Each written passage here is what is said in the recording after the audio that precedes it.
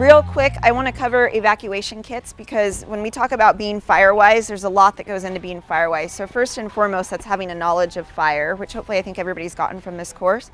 Recognizing how big of a risk that we have, especially here in the Treasure Valley. And then also highlighting that between 85 and 90% of our fires are human caused. And so that means they're preventable. We can't prevent every fire, but what we can do is give the homeowners the proper tools that hopefully you'll be protected if that happens. It's not really a matter of if, it's just a matter of when. We have a front fire every year. I have investigated a fire on Table Rock every year since I've been at the BLM. So we will get another one. And that's why we're out here just trying to make sure that we've given you guys the resources that you need to be safe. So I really would like for everyone to have an evacuation kit in your house. Needs to be somewhere where you know where it's at, your spouse knows where it's at, your kids. Make sure that everybody knows where it's at. Make sure that you have enough supplies to last at least 24 hours. So that's medications, extra keys and things like that, water, food, pets. I would recommend making a checklist. And so wildfire is just like any other natural disaster. We're gonna get them even if it is lightning. If you have that checklist, it's gonna be chaotic. I mean, it's a chaotic situation. But if you have the checklist and you've practiced actually physically evacuating your home, you always fall back to training in those types of situations, and it can make all the difference in the world. Whether you're coming out of your home and there's smoke and there's fire and your neighbors are running everywhere, you can be in your car down the street before you even have to worry about it, if you've got your evacuation kit and a plan in place for when that happens.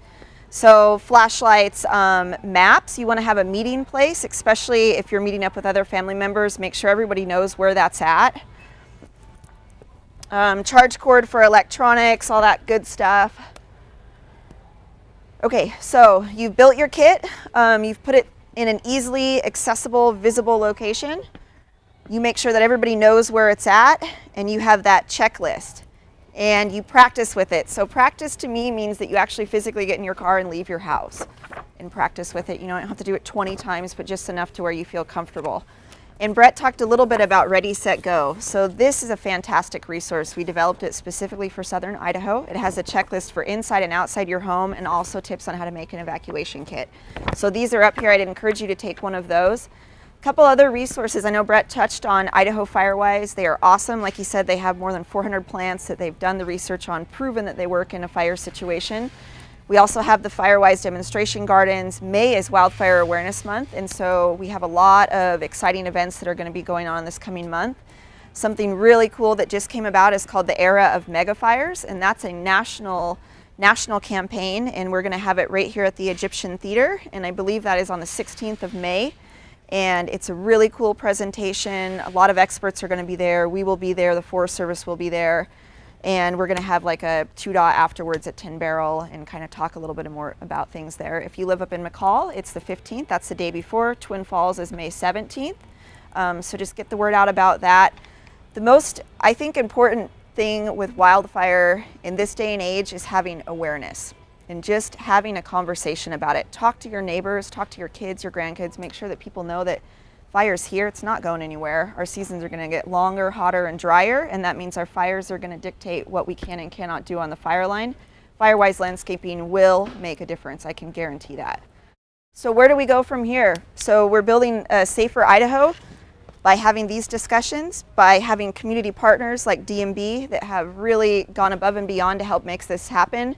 We are working with homeowners and HOAs on an individual level, and then also working with developers of new subdivisions, trying to create these wildland subdivisions with a fire break built in. That means making a road all the way around, kind of like a wagon wheel, having ponds, making sure that we have a place to make a stand as firefighters, that we can get some good work done.